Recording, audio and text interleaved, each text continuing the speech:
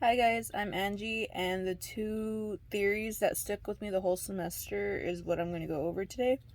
So, the two theories that really interested me were Vygotsky's theory, where he believed that children learn through social interactions, and Erikson's theory of the importance of social and cultural factors throughout a person's life.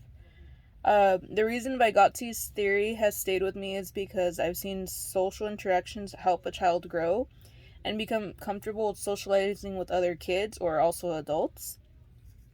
For example, my niece and my cousin's son are the same age. They're both 4 years old right now.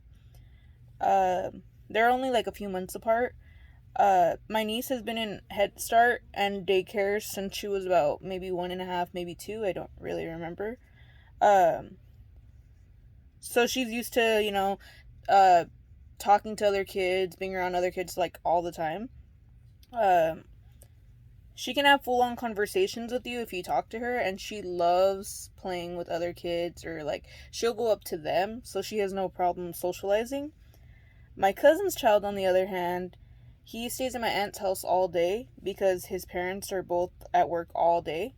So my aunt and uncle are both deaf, so they don't really talk much.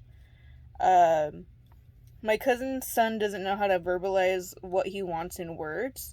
So when he wants something, he'll just start crying and then like pointing to it, or like he'll make sounds and start pointing, but he doesn't really like say actual words. Um, so during family gatherings, instead of playing with all the other kids like everybody else, he'd rather play alone, or he'll grab the toys and he'll go sit next to my aunt or my cousin,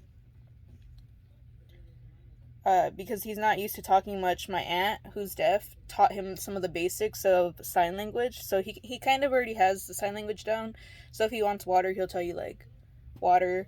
If he says he's hungry, he'll say like hungry, and like so stuff like that. So in a way, it's cool because he's speaking like a different language in a way. Um, but I think if my cousin's son was exposed to more kids, like either around his age or older, it really doesn't matter. Maybe he'll be able to verbalize more and his vocabulary can grow, and he can also like express to us in words, not just sign language, how he feels or what he needs. Erikson's theory helps us. It's kind of like most people use it as a checklist for which stage a child should be at emotionally, physically, and cognitively. I remember when I worked in preschool, we had to check off where we saw the child, what we saw the child displaying. So let's say they should at that age be displaying a lot of pincer grasp or like stuff like that. Like we would write that down. Um, and if they were talking, we also had to document what they were saying. So if they were talking to us or if they were talking to one of their peers, we had to write that down so that way we can see if they're talking, like using the sentences that they should be using, saying certain vocabulary words to see if they've even grown vocabulary wise. Um, when going through the checklist, you can see what you can work on with the kid. So let's say you notice the kid wasn't really verbalizing what they need to as much. You can try to work with them like, okay, let's use these words. Or like I know in a lot of preschools they have each center has words of what is this called, what is this called, and so it tells you the picture and then it has that. Or like in preschool they also have stories that tell the picture. So all you got to do is say what each picture is, and it's pretty much you reading the story.